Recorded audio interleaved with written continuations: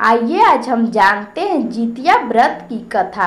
जितिया व्रत सभी व्रत त्योहारों में कठिन माना जाता है। माताएं जितिया व्रत रखकर पुत्र की लंबी आयु की कामना करती हैं। जितिया व्रत का पालन करने से बच्चों को स्वास्थ्य और समृद्धि का आशीर्वाद प्राप्त होता है।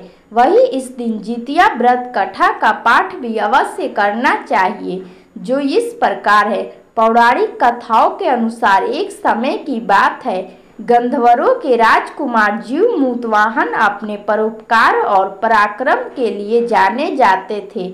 एक बार जीवमुतवाहन के पिता उन्हें राज सिंहासन पर बिठाकर वन के तपस्या के लिए चले गए, लेकिन उनका मन राजपाट में ही लगा था, जिसके चलते वे अपने भाइयों को राज्य की जिम्मेदारी सौंपकर अपने पिता के पास उनकी सेवा के लिए चले जा पहुँचे, जहां उनका विवाह मलयवती नाम की कन्या से हुआ।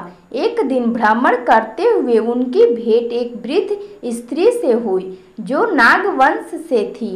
वह बहुत ज्यादा दुखी और डरी हुई थी। उसकी ऐसी हालत देखकर जीवमुतवाहन ने उनका हाल पूछा, जिस पर उस वृद्धा ने कहा कि नागों के पक्षीराज गरुड़ को यह वचन दिया है कि वे प्रत्येक दिन एक नाग को उन्हें आहार के रूप में उन्हें देंगे। उस स्त्री ने रोते हुए बताया कि उसका एक बेटा है, जिसका नाम शंखचूड़ है। आज उसे पक्षीराज गरुड़ के पास आहार के रूप में जाना है। जैसे जीवमुतवाहन ने वृद्धा की हालत देखी, उन्होंने उसे आश्वासन दिया कि वो उसके पुत्र के प्राणों की रक्षा जरूर करेंगे। अपने कहे हुए वचनों के अनुसार जीवमुतवाहन पक्षीराज गरुड़ के समक्ष गए और गरुड़ उन्हें अपने पंजों में दबोचकर साथ ले गए। उस दौरान उन्होंने जीवमुतवाहन के कहारने की आवाज सुनी और वे एक पहाड़ पर रुक गए, जहां जीवमुतवाहन ने उन्हें पूरी घटना बताई। तब पक्षीराज उनके साहस और परोपकार को देखकर तंग रह गए और प्रसन्न होकर उन्होंने जीवमुतवाहन को प्राण दंड दे दिया। साथ ही उन्होंने यह भी आश्वासन दिया कि वे अब किसी नाग को अपना आहार नहीं बताएंगे।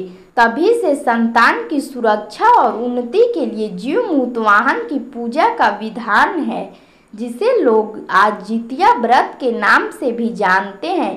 कहा जाता है कि इस कथा के बिना जितिया व्रत अधूरा होता है, इसलिए इसका पाठ जरूर करना चाहिए। वीडियो अच्छी लगी तो लाइक और सब्सक्राइब जरूर कीजिएगा। कमेंट में बताइएगा वीडियो कैसी लगी।